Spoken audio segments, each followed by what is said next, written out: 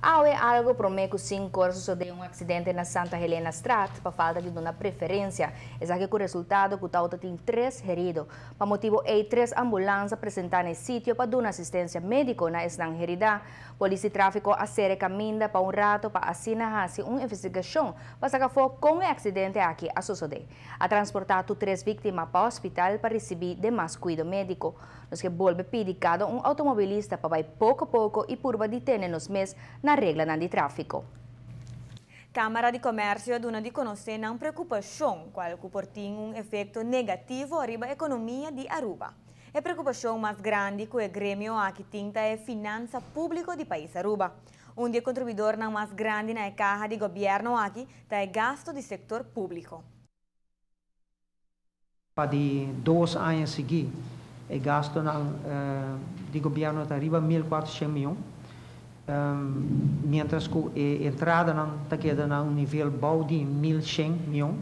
É decir, que cada ano tras ano, nós temos buraco de pelo menos 300 milhões para cobrir o préstamo.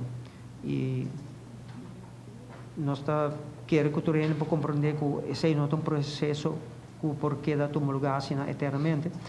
E que nós esperamos que, em verdade, o governo toma o passo para cortar gasto, para limitar a quantidade de placa que está feita, para sobre no momento aqui acaba, no fim de 2013,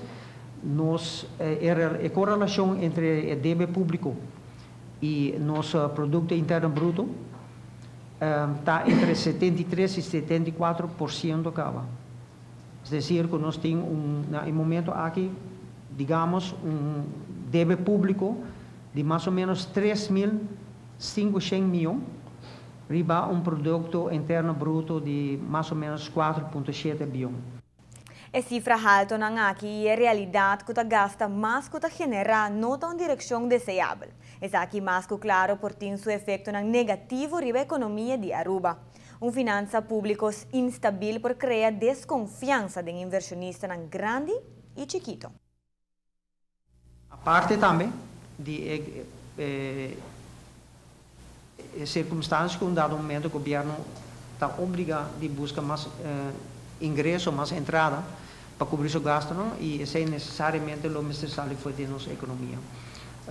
Nossa mira acaba, quando a fim de ano nós confrontar com aumento de gasto de toda empresa através de aumento de prima de AOV.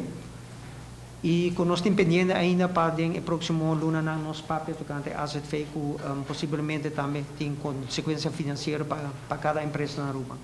Está importante para limitar esse tipo de fator aqui, que está aumentar o cost of doing business, que está fazendo nossa economia mais vulnerável no momento que nós não mexemos.